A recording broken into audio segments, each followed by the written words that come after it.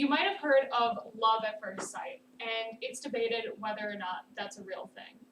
But I believe in friendship at first sight, because the first time that I met Zoe, I knew we were going to be friends right away. Zoe and I first met this year, and we have been best friends ever since. And if you had told me when we first met that I would be delivering her maid of honor speech, though, I would not have believed you. But I'm so happy to have this opportunity to talk about Zoe and talk about and reminisce on how we first met and the great memories we made together and my hopes for her future. So Zoe and I first met moving into our suite our sophomore year of college. We are both transfers, and so we had that in common. We were both coming from other schools. Zoe was coming from University of San Diego, and I was coming from Indiana University, which are very, very different places. And it's weird that coming from all the way across the country, different places, that we have so much in common together. And when I first moved in, we bonded really quickly because we were in the same suite. And when you're in the same suite as someone, you have an instant connection and you're spending a lot of time together. And you also share a lot of the same hardships. So when we first moved in, the first couple weeks, there was an ant problem in our suite.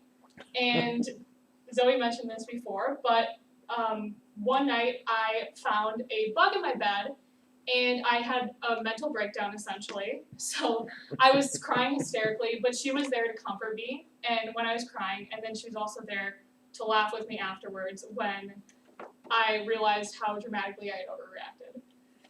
And when you live in a suite, it's like it becomes like a family, and Zoe's really like a sister to me. She and I tease each other, but I know that I would do anything for her, and I know that she would do the same for me. For example, she let me borrow her car to go to dinner one night, and I was really nervous because I hadn't driven in a while.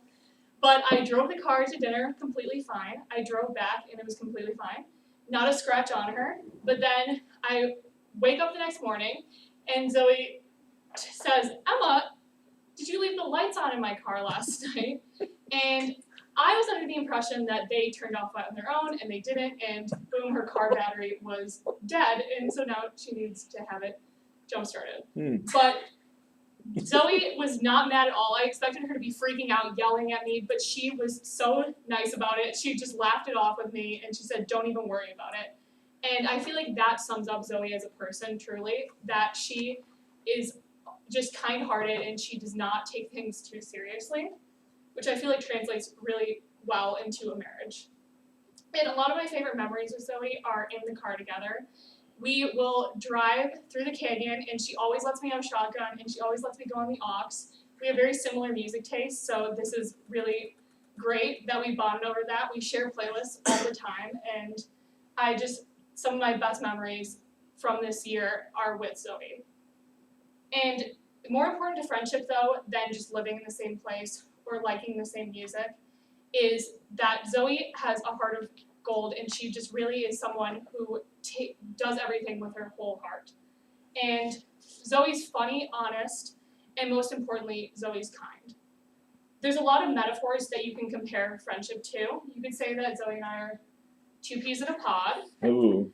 But the metaphor that I like to use is that our friendship is like a watermelon.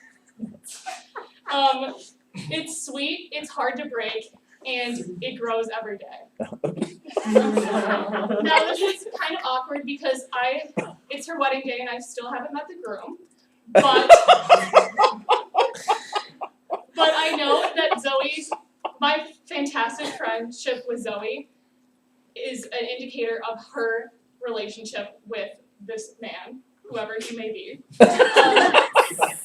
And Friedrich Nietzsche said, "It is not a lack of love, but a lack of friendship that makes for unhappy marriages." And Zoe is a fantastic friend, and she has so much love, so that I know that her marriage with this man is going to be great, and I'm so honored to have a special part in her day. So, thank you. Okay.